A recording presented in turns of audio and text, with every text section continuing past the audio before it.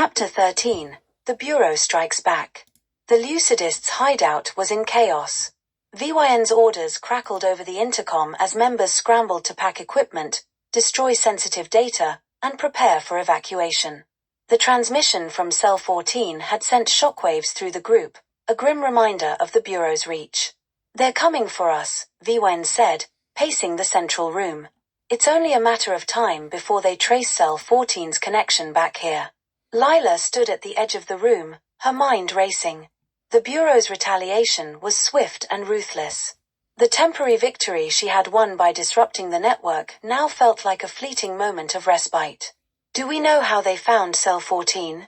Priya asked, her fingers flying over a keyboard. "Not yet," VYN replied. "But it doesn't matter. What matters is staying ahead of them."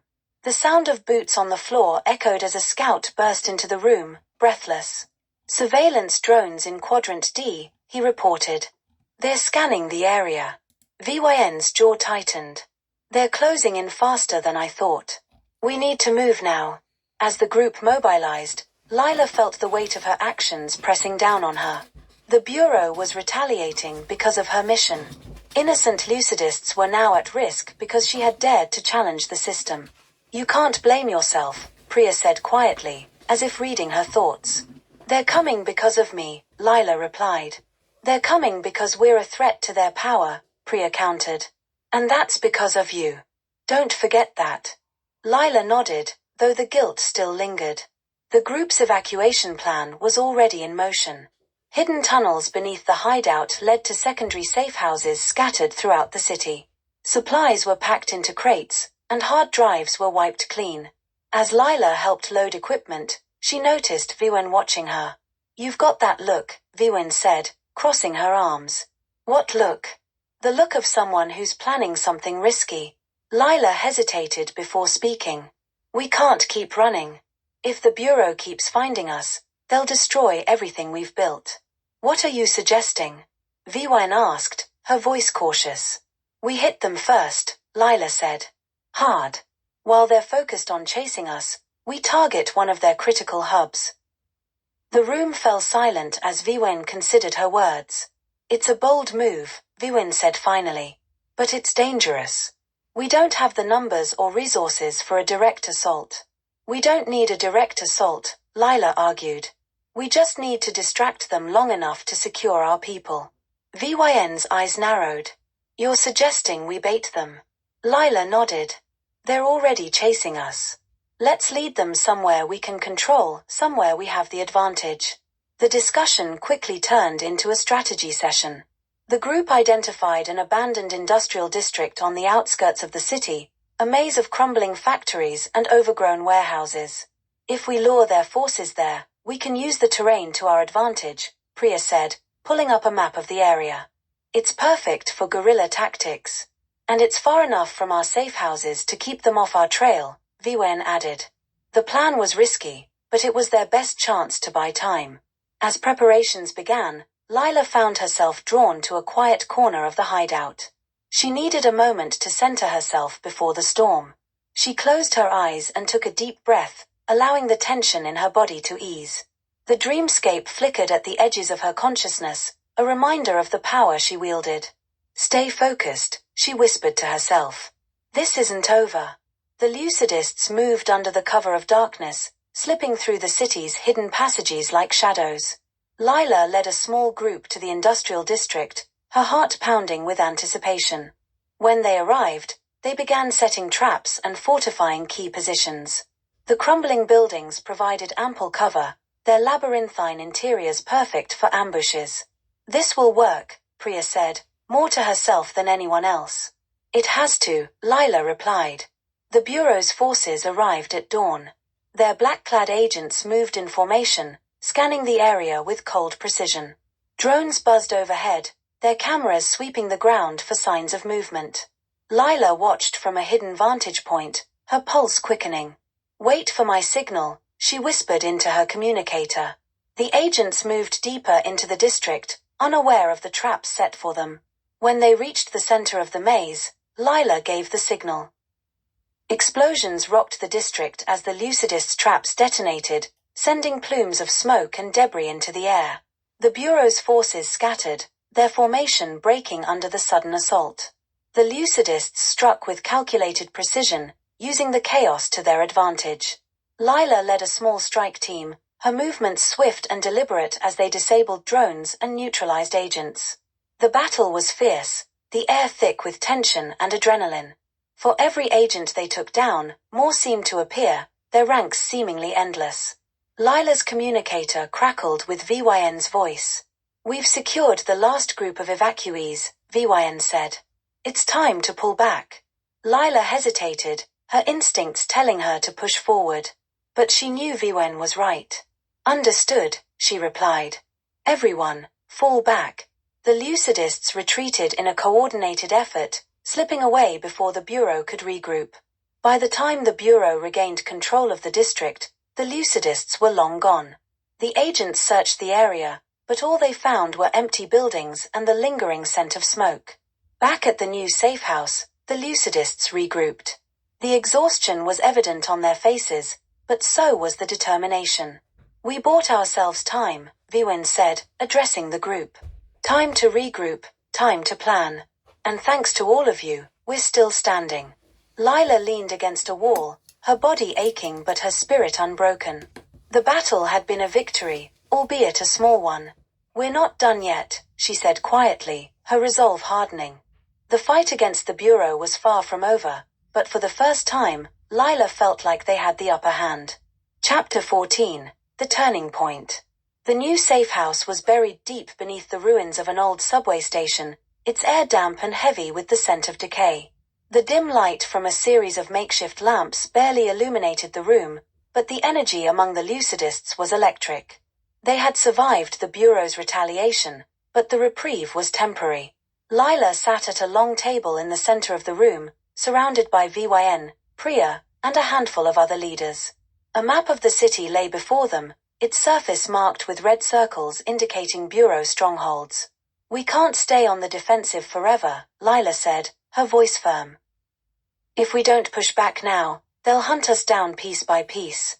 VYN nodded, her expression grim. "Agreed. But we need to be smart about this. One misstep, and they'll crush us." Priya tapped a section of the map, her brow furrowed. "This is their communications hub," she said. "It's not just how they track us, it's how they coordinate their entire operation. If we can take it out, we'll disrupt their ability to respond." Lila leaned forward, studying the map. The hub was located in the heart of the city, a heavily fortified tower that loomed over the skyline like a sentinel. "That's not just a target, it's a fortress," Lila said. "How do we even get close?" "We don't," VYN replied. "Not physically, at least. We use the dreamscape." The room fell silent as the implications of VYN's words sank in. "You're suggesting we infiltrate their dreams?" Priya asked, her voice tinged with both awe and concern. VYN nodded. "It's the only way. The Bureau relies on its dream enforcers to monitor and manipulate the population. If we can disrupt their dream infrastructure, we'll not only cripple their communications but also undermine their control over the masses." Lila's stomach churned at the thought. She had barely survived her last encounter with a dream enforcer. The idea of going back into the dreamscape and deeper into enemy territory was daunting. "It's not just about disrupting their systems," Priya added, her tone serious. "If we're going into the dreamscape, we need to be prepared for a counterattack. The enforcers won't just sit back and let us dismantle their network. That's why we need you, Lila," VYN said, turning to her. "You've faced them before. You know how they operate." Lila hesitated, the memories of her battle with the enforcer still fresh in her mind. But she also knew that VYN was right. If anyone could lead this mission, it was her. "I'll do it," she said finally, her voice steady. The next few days were a blur of preparation. Priya and her team worked tirelessly to map the dream network structure, identifying key nodes that needed to be targeted. VYN coordinated with other cells, ensuring they were ready to exploit the Bureau's weakened state once the mission was complete. Lila trained relentlessly, honing her skills in the dreamscape. With Priya's help, she learned to manipulate her environment with greater precision, creating weapons and defenses faster than ever before. "You're getting stronger," Priya said one evening as they sparred in the dreamscape. "But remember, strength isn't everything. The enforcers are masters of strategy. You'll need to outthink them." Lila nodded, her determination unwavering. "I'll be ready." The night of the mission arrived, and the safe house was tense with anticipation.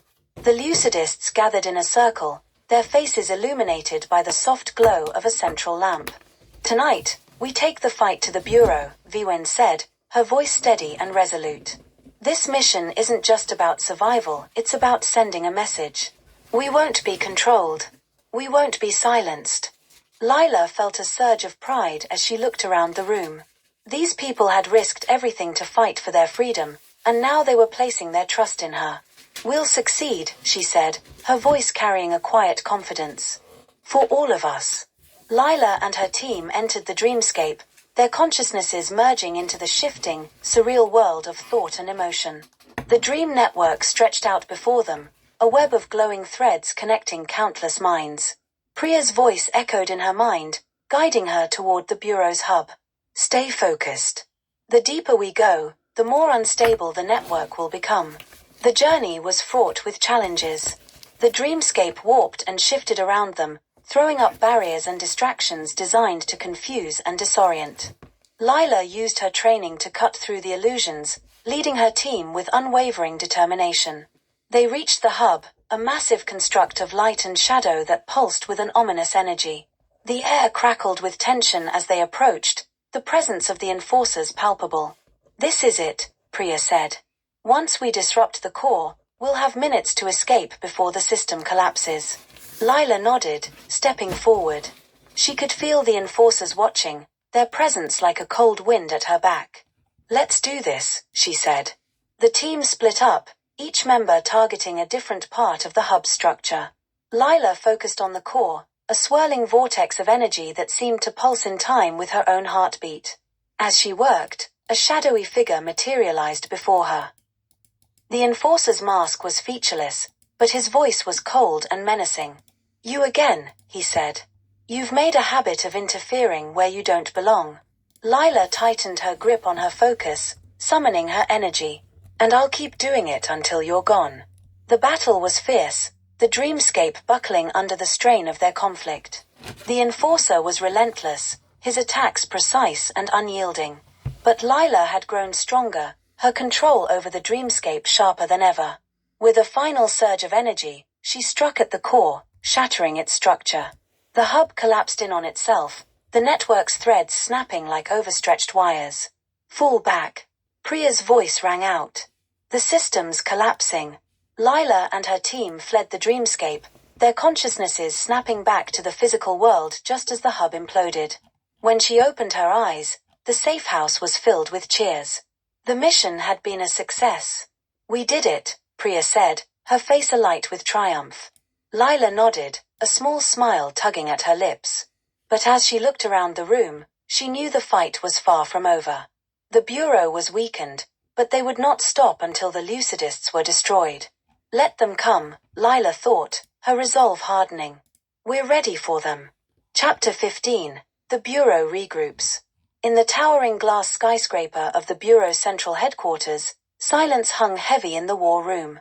The Dream Network's collapse had sent shockwaves through their ranks, leaving their communications in disarray and their operations vulnerable. The holographic screens lining the walls flickered with error messages, a testament to the damage inflicted by the Lucidist strike. At the head of the room stood Director Erin Voss, her cold, calculating eyes fixed on the display before her.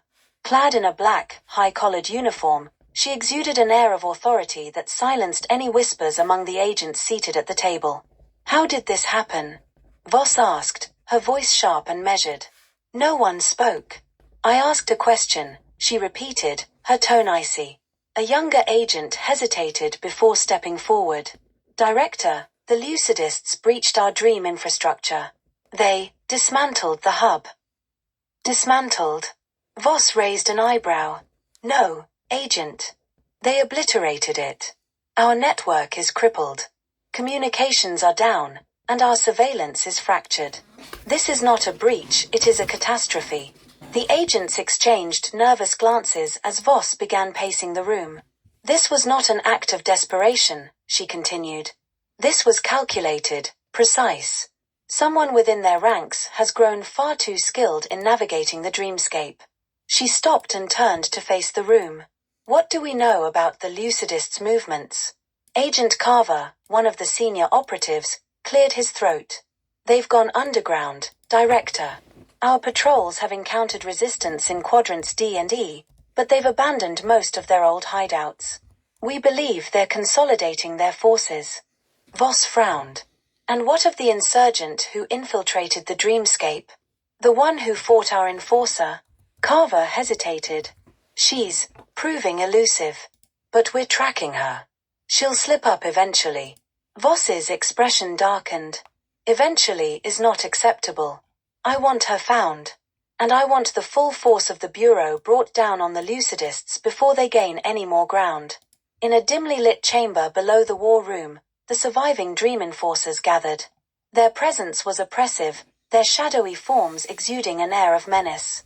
At their center stood the lead enforcer, known only as Silas. She grows stronger, Silas said, his voice a low rumble. The insurgent. Lila. She shouldn't have been able to do what she did, another enforcer replied, his tone edged with unease. No outsider has ever disrupted our core before. Silas inclined his head. She's an anomaly. But every anomaly has a weakness. We will find hers. Back in the war room, Voss addressed her agents with renewed determination. We underestimated the Lucidists, and that was our mistake. But we won't make it again, she said. Deploy every resource we have. Double the patrols, increase surveillance in every quadrant, and interrogate anyone with ties to the rebellion. I want them crushed before they have the chance to strike again. Carver hesitated. Director, with the Dream Network offline, our ability to monitor the population is severely limited. It will take weeks to restore. Then work faster, Voss snapped. The network is our greatest weapon. Without it, we're vulnerable. I want progress reports every hour. In the days that followed, the Bureau's forces flooded the city. Streets that had once bustled with activity now felt oppressive, every corner watched by black-clad agents and hovering drones. The Bureau issued decrees enforcing tighter curfews and mandatory dream scans for every citizen. Those who resisted were labeled dissidents and disappeared into the labyrinthine depths of the Bureau's detention centers. The crackdown was brutal, but it wasn't without resistance. Lucidist cells across the city launched counterattacks, sabotaging patrols and spreading messages of defiance.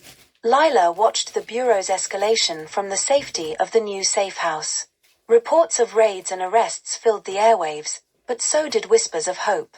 The Lucidist success in dismantling the Dream Hub had inspired others to rise up, their ranks swelling with new recruits. They're lashing out because they're afraid, Priya said, scrolling through intercepted Bureau communications. We hit them where it hurt, and now they're trying to regain control. Lila nodded, though her expression was grim. But they're hurting innocent people to do it. We need to find a way to stop them before more lives are lost. Viwen entered the room, her face lined with exhaustion but her eyes sharp. I've been in contact with our other cells. They're rallying, but they need guidance. We can't afford to be scattered right now. What's the plan? Lila asked. Viwen hesitated before answering. We need to focus on survival. The Bureau's crackdown is spreading too fast. If we don't consolidate our forces, we'll lose everything. Lila frowned. Survival isn't enough. We need to keep fighting. We can't let the Bureau scare us into hiding. The debate was heated, with voices rising and overlapping as the group discussed their next move. Some argued for caution, while others echoed Lila's call for action. In the end, it was Priya who found a middle ground. We need to be strategic, she said. Survival and resistance aren't mutually exclusive. If we can protect our people while launching targeted strikes, we'll weaken the Bureau without exposing ourselves. The plan was set. The Lucidists would focus on building their strength, forging alliances with other resistance groups, and striking the Bureau's weakest points. As the meeting dispersed, Lila lingered, her thoughts heavy. She knew the road ahead would be difficult, but she also knew they couldn't give up. We've come too far to stop now, she said quietly. Priya placed a hand on her shoulder. We'll get through this. Together. Lila nodded, drawing strength from her friend's words. The Bureau might have regrouped, but so had the Lucidists. And the fight was far from over.